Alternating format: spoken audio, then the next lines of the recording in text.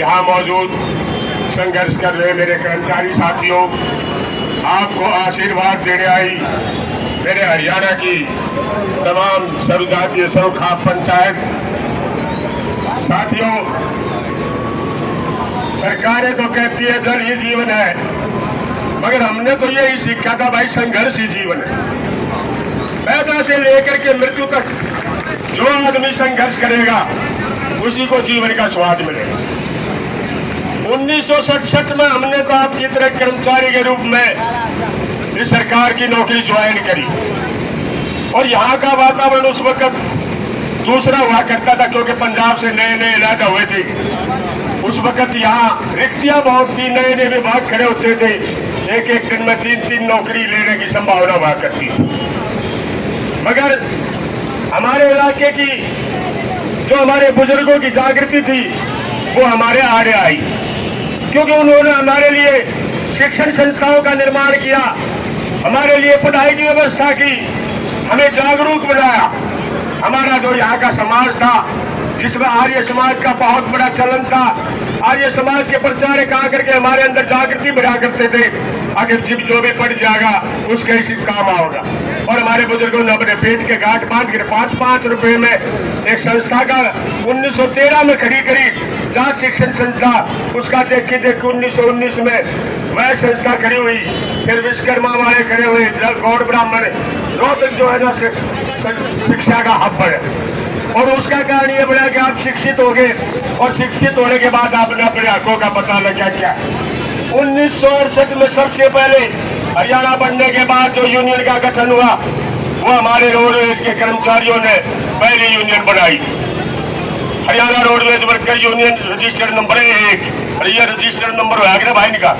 पहले नंबर पर रोडवेज के कर्मचारियों ने संघर्ष के लिए एकता का प्रदर्शन किया। 1968 की 17 फरवरी को सबसे पहले हड़ताल की, हरियाणा की पहली हड़ताल जिसमें हम शामिल थे। 22-23 मार्च को दूसरी हड़ताल की, क्योंकि 1966 का जो वेतन आयोग था उसको लागू नहीं कर रहे थे, उसको लागू किया गया 1968 में। तो संघर्ष करते करते हम लगातार ये अपेक्षा करते रहे कि हम जिनके बच्चे हैं, हम जिस परिवार से आते हैं वो परिवार भी हमारा सहयोग करे। मगर उस व्यवस्था में जो अंग्रेजी व्यवस्था थी उसमें सरकारी कर्मचारी को सरकारी समझा जाता था और उसको व्यवस्था का या परिवार का हिस्सा नहीं माना जाया करता था। कर्मचारी को तो हमेशा ही चोर समझा गया, जो जहाँ भी कर्मचारी जाए उसको जिस नजर से देखा गया, उसको अपना बेटा या अपना भाई या उसके हकूकों की रखवाली में हमारे समाज का ज्यादा प्रभाव नहीं रहा। तो उसका लगातार कोशिश करते करते ये जगमती सांगवान बैठी, संघर्ष करते रहे, गांव गांव की चौपाल में जाते रहे और ये बताते रहे कि मामा आपके ही बच्चे हैं, आपके ही भाई है, हमारी दुख तकलीफ आपकी भी है। मगर उस बात का असर जाकर के 2018 में हुआ, जब रोडवेज के कर्मचारियों ने 18 दिन की हड़ताल की। वो हड़ताल क्यों की? उस वक्त जैसे आप परेशान हो रहे, अब आपकी नौकरी को खत्म किया जा रहा, रोडवेज की भी नौकरी को खत्म करने के लिए उन्होंने सुझाव बताया था कि रोडवेज में नई बस प्राइवेट बसें लाई जाएंगी और रोडवेज के कर्मचारियों की छुट्टी कर दी जाएगी। मगर उस वक्त जब कर्मचारियों ने कहा कि हमारा 2 साल का बोनस, 1-1 महीने की तनख्वाह ले लो, जितनी बस आप खरीदना चाहते हो वो बस आ जाएंगी। इस बात का असर हमारे इन बुजुर्गों पर हुआ, जो ये हमारे संरक्षक बैठे हैं, हमारे अगुवा बैठे हैं, जो जागृत है। इन्होंने आकर के जब उस वक्त ये जो आजकल पार्क बना हुआ, पार्क में उतरना था, सारी खापे आई, सारी ग्राम पंचायत आई, चारों ओर से जब इकट्ठे हुए तो इस सरकार को वो बात माननी पड़ी थी, क्योंकि हमारे बुजुर्गों की समझ में आ गई थी अगर ये कर्मचारी हमारे बेटे हैं, हमारे भाई है, हमारी बहनें हैं, हमारी बेटियां हैं। और आप जो आज दृश्य है ये बहुत ही कितनी आजाद भारत में एक कलंक का काम है कि हमारा एक बच्चा बेरोजगार होकर के 14,000 की नौकरी करने चाहता है, 12,000 की, और उसके ऊपर भी अंकुश लगा दिया जाता है अगर नहीं आपको ये नौकरी जो कि तुच्छ लेने की है।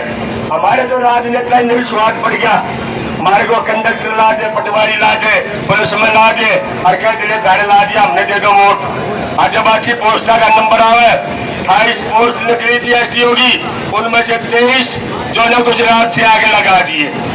आपके बेटों के लिए वो जगह नहीं है। ये छोटी सी तुच्छ जगह है चीजों में, जिसको डी ग्रुप कहा जाता है, फोर्थ क्लास करते थे पहले, इसमें भी आपका पानी निकाल रही सरकार। इसलिए मैं इस आपसे अनुरोध करता हूँ कि ये आपके बच्चे हैं, अब जिम्मेदारी आपकी है कि इन संघर्षशील बच्चों को छाया देना, इनकी रक्षा करना, इनकी मांगे मनवाना और इनका मार्गदर्शन करना हमारे बुजुर्गों का काम है। समय की कमी को देखते हुए मैं ज्यादा बोल के उसके लिए माफी चाहते हुए, अगर मुझसे कोई गलत बात की हो तो उससे माफी चाहता हूँ।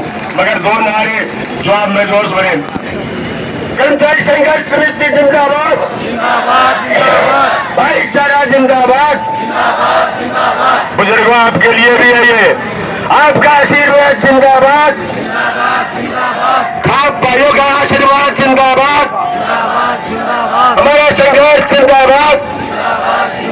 जय राम जी। हेलो भाई।